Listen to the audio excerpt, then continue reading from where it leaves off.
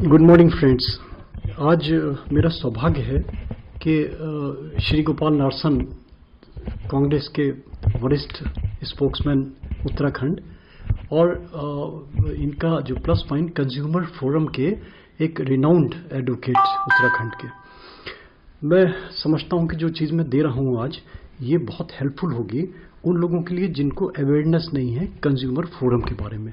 अक्सर लोगों ने स्लोगन सुना होगा, जागो ग्राहक जागो, मगर हमारा दुर्भाग्य है कि अभी तक जागा नहीं कोई। मैं जहां तक मेरी नॉलेज है, ये जो हमारा कंज्यूमर प्रोटेक्शन एक्ट बना था 1986 में, और आज तक मैं समझता हूं कि इसकी परसेंटेज 1 या 2% से ज़्यादा नहीं है।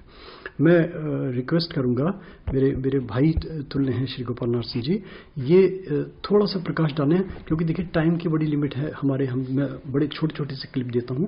ये एक सीरीज़ बनाऊंगा मैं, और मैं इसको वाइडली प्रमोट करूंगा ताकि अवेयरनेस आए लोगों के अंदर, और ये एक बार स्टार्ट हो जाए। देखिए, क्योंकि ये सबसे प्लस पॉइंट क्या है, जो बीपीएल लेवल से नीचे के लोग हैं वो उनके लिए फ्री ऑफ कॉस्ट है, और जो 1 लाख तक के जो कंज्यूमर फोरम के केसेस हैं वो भी बहुत नॉमिनल रेट से, मात्र 100 रुपये मैं समझता हूँ।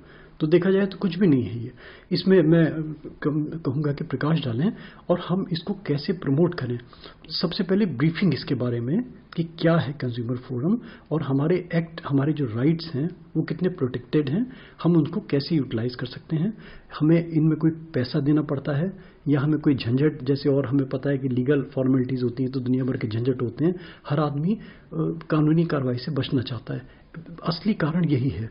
और क्या वो फॉर्मेलिटी जो कोई कंज्यूमर किसी दुकानदार से कोई चीज़ परचेस करता है तो क्या फॉर्मेलिटी है, ये मैं रिक्वेस्ट करूंगा श्री गोपाल नारसन जी से। आप लोगों के लिए एक रियली एक यूनिक चीज़ सिद्ध होगी। प्लीज़ श्री गोपाल नारसन जी। देखिए, सबसे पहले तो आपका धन्यवाद। जहाँ तक मैं निवेदन कर दूं कि प्रत्येक व्यक्ति को अपने जीवन में जीवन जीने के लिए 2 चीज़ें बहुत आवश्यक हैं। एक, उसको वस्तु खरीदनी जरूरी होती है, दूसरा उसको सेवा भी जरूरी लेनी होती है। यानी जीवन जीने के लिए वस्तु का खरीदना और सेवा का लेना, ये दोनों महत्वपूर्ण अंग हैं। और व्यक्ति जब पैदा होता है तब से लेकर के मरने के बाद तक वो व्यक्ति उपभोक्ता है किसी न किसी रूप में, चाहे वो व्यापारी क्यों ना हो, चाहे वो उद्योगपति क्यों ना हो, चाहे वो नेता क्यों ना हो, चाहे वो अधिकारी क्यों ना हो, चाहे वो कर्मचारी क्यों ना हो, हर व्यक्ति उपभोक्ता है कहीं ना कहीं। हम रोजमर्रा की जिंदगी में कोई ना कोई सामान खरीदने जाते हैं, कोई ना कोई सेवाएं निर्धारित मूल्य अदा करके उसको हम सेवाएं लेते हैं, तो उन मामलों में हम उपभोक्ता श्रेणी में आते हैं। लेकिन देखा यह गया था कि लंबे समय तक उपभोक्ताओं के प्रोटेक्शन के लिए, उनके संरक्षण के लिए कोई ऐसा कानून नहीं था, ताकि वो अपने शोषण होने पर, अब सेवाओं में अनियमितता होने पर, वस्तु जो खरीदी गई है उसके खराब निकलने पर या उसके निर्धारित अवधि, उसकी क्वालिटी खराब होने पर हम वो कहाँ जाए, कहाँ से न्याय ले, ये बहुत बड़ा दिक्कत थी। उस वक्त तक केवल 2-3 कानून थे। खाद्य अपमिश्रण अधिनियम कानून था, भारतीय माप बाट तोल अधिनियम था, ताकि हम चीज खरीद रहे हैं, जो वस्तु खरीद रहे हैं, उसकी जो वजन है वो सही हो, पैमाइश सही हो, साथ साथ जो हम खाद्य पदार्थ खरीद रहे हैं उसमें कोई मिलावट ना हो। केवल यहाँ तक हम लोग सीमित थे और इससे ज्यादा हम कुछ नहीं कर पा रहे थे। लेकिन जब से उपभोक्ता संरक्षण अधिनियम 1986 अस्तित्व में आया है, तब से बहुत बड़ी उम्मीद जगी है। उम्मीद इस मायने जगी है कि हम कोई भी वस्तु या सेवा खरीदने पर, उसका शोषण होने पर, या उस वस्तु के खराब निकलने पर, या उस सेवा में कोई अनियमितता होने पर, त्रुटि होने पर, हम उपभोक्ता अदालत का दरवाजा खटखटा सकते हैं। हमको अधिकार मिला है उस चीज का। तो सबसे बड़ी चीज है कि हम उपभोक्ता अदालत में कैसे जाएं। इसके लिए जरूरी है कि हम एक उपभोक्ता जरूर हों। उपभोक्ता कौन होगा? जो व्यक्ति कोई वस्तु या सेवा खरीदने के बदले में कोई मूल्य, निर्धारित मूल्य अदा करता है या अदा करने का वायदा करता है। जो वायदा करता है वो भी उपभोक्ता की परिधि में आएगा। अब तो नए अमेंडमेंट में जो नई चीजें आ रही हैं उसमें जो बेनिफिशियल होता है वो भी कंज्यूमर की परिधि में आता है। और अब तो मैं दिख रहा था जैसे कि बिजली का उपभोक्ता है, बिजली का कनेक्शन लिया है और वो उपभोक्ता है, लेकिन जो उसको उपभोग कर रहा है, जो किराएदार है, उसका बिजली का उपयोग कर रहा है, वो भी कंज्यूमर श्रेणी में आता है। इस तरह के विधिक प्रतिपादित सिद्धांत जो लगातार न्यायालय द्वारा दिए जा रहे हैं। ये तो बहुत अच्छी बातें बताई आपने, मगर मेरी एक चीज समझ में ये नहीं आती, लोगों में क्यों अवेयरनेस नहीं है? जब आदमी जानता है, एक तो यह तो घबराता है, जैसे मैंने पहले कहा कि कानूनी कार्रवाई से घबराता है, तो उनमें कैसे जागृति लाई जाए। सबसे बड़ा ड्रॉबैक क्या होता है बताऊं मैं आपको, कि जब आदमी रसीद लेने जाता है तो 90% वो रसीद को छोड़ देता है ये कह के कि वो जो दुकानदार होता है वो कहता है कि इसका टैक्स कटेगा, तो आदमी 10, 15, 20, 50 रुपए बचाने के लिए रसीद छोड़ देता है। पहला ड्रॉबैक। दूसरा ड्रॉबैक, आदमी झंझट में नहीं पड़ना चाहता। वो कोई, उसने कंज्यूमर है, उसने उसके राइट्स हैं, उसने पैसा दिया तो वो राइटियस हो गया कि उसका राइट है कि वो उस चीज़ का मुआवजा ले, उस चीज़ का रिप्लेसमेंट ले। मगर 70, 80, 90% में मैंने देखा, खुद मैं भुगतभोगी हूँ, मैंने देखा कि दुकानदार के पास गए तो 3-4 बार तो टाल दिया उसने। इसका कोई ऐसा वो, आप बीइंग ए वकील आप प्रमोट कर सकते हैं कि कोई ऐसा कोई एक सेल हो जहाँ पे कंप्लेंट करी जाए उस व्यक्ति की, कि वो उसमें टेरराइज हो आदमी, यानी कि जितना कि कंज्यूमर परेशान है उससे ज्यादा जो बेचने वाला हो वो परेशान हो। इसके लिए प्लीज आप प्रमोट करने के लिए कुछ चीज बताएं। नहीं, जहाँ तक आपका अवेयरनेस की बात है कि लोग कंज्यूमर फोरम में, अदालतों में नहीं आ पा रहे हैं, ये बिल्कुल सही बात है, क्योंकि ये 1986 में कानून बना था और उसके बाद से आज तक मेरे ख्याल से बहुत कम लोग अदालत जा पाते हैं। उसका जो कारण है कि हम लोग धैर्यवान बहुत हैं, हम लोग अशिक्षित बहुत ज़्यादा हैं, हम लोगों में जागरूकता की बहुत ज़्यादा कमी है और हम अपने अधिकारों के प्रति सचेत नहीं है। तो इसके लिए जो सचेत हैं, मगर सबसे बड़ा ड्रॉबैक है सचेतता के बाद में आदमी इसलिए घबराता है कि बताया ना मैंने 80-90% तो दुकानदार टाल देता है। फिर इसके बाद में हर आदमी के माइंड में ये वहम रहता है कि कहीं कंज्यूमर फोरम में जाके कहीं वकील के चक्कर में तो नहीं फंस जाएंगे। नहीं, ये सबसे बड़ा ड्रॉबैक। तो ये लोगों के नजरों से, लोगों के निगाहों से, लोगों के मन से ये जो डर है, ये डर कैसे दूर करें? मुझे तो इससे ये बताइए, ताकि हमें इसको मास रूप से इसको प्रचार करना है, ताकि जागृति आए लोगों में। जागृति नहीं आ रही, और जागृति इसलिए नहीं आ रही कि दुकानदार एनकरेज नहीं कर रहे। तो क्यों ना गवर्नमेंट की तरफ से या लॉ की तरफ से कोई ऐसे कानून बने, ऐसे कुछ नियम बने कि दुकानदार खुद आदमी को, कंज्यूमर को उसको गाइड करे, उसको कहे कि आपका राइट है, कुछ खराबी होगी। ये किसी मैंने दुकानदार को सुनते नहीं सुना। तो ये प्लीज इसमें प्रमोट कीजिए। आप तो अथॉरिटी हैं, हमारे उत्तराखंड के आप वरिष्ठ प्रवक्ता हैं, कांग्रेस के स्पोक्समैन हैं, तो आपकी आवाज सारा पत्र से जुड़े हुए हैं, पत्रकारिता से आप जुड़े हुए हैं, तो जितना आप लिखेंगे, देखिए माध्यम तो यही है मेरे पास, तो क्योंकि YouTube माध्यम है, मैं तो YouTube के माध्यम से दे रहा हूँ। इसको कैसे प्रमोट करें, लोगों में जागृति कैसे लाएं? जो 2% है इसको कैसे आगे बढ़ाया जाए? देखा जाए तो 0% हुआ है, तो कुछ भी परसेंटेज नहीं हुआ। देखिए, इंग्लैंड में कानून है लॉ ऑफ टोर्ट।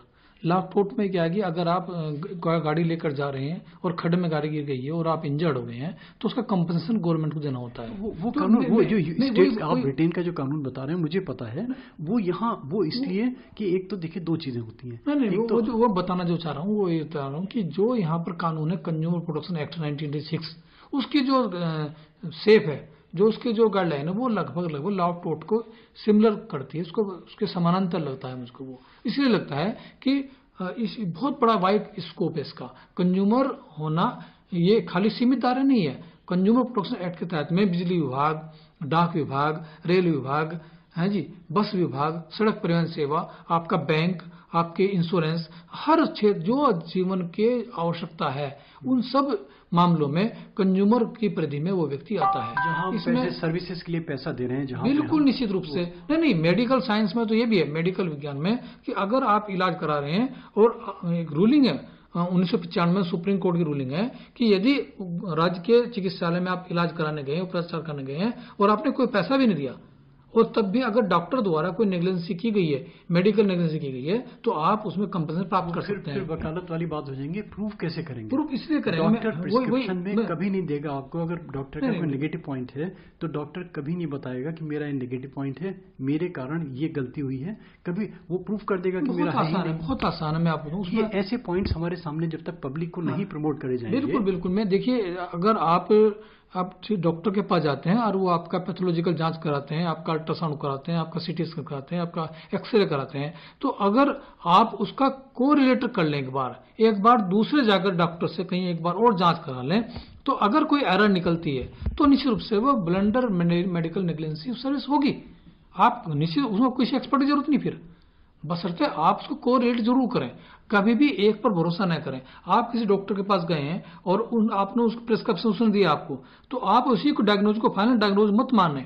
मेरा कहना ये, आप सेकंड ओपिनियन जरूर लें। एक तो ये मेरा सजेशन है। दूसरे सबसे बड़ी बात यह है कि कंज्यूमर प्रोटेक्शन एक्ट के तहत आप जिला स्तर पर जो अदालतें हैं उनको 20 लाख रुपए तक के मामलों की सुनवाई का अधिकार है। और सबसे बड़ी बात यह है कि 3 महीने के अंदर 90 डे के अंदर इनकी शिकायतों का डिस्पोजल की प्रोविजन है।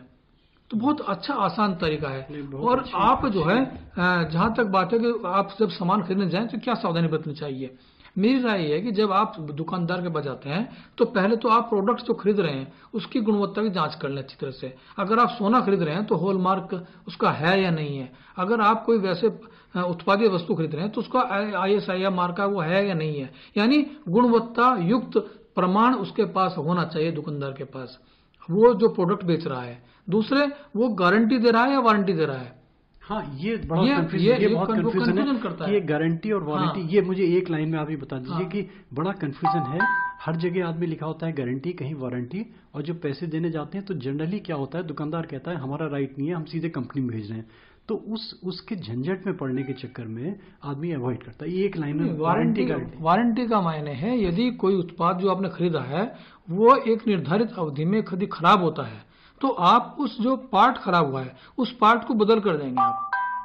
लेकिन यदि गारंटी है तो पूरा प्रोडक्ट बदल कर देना होगा आपको।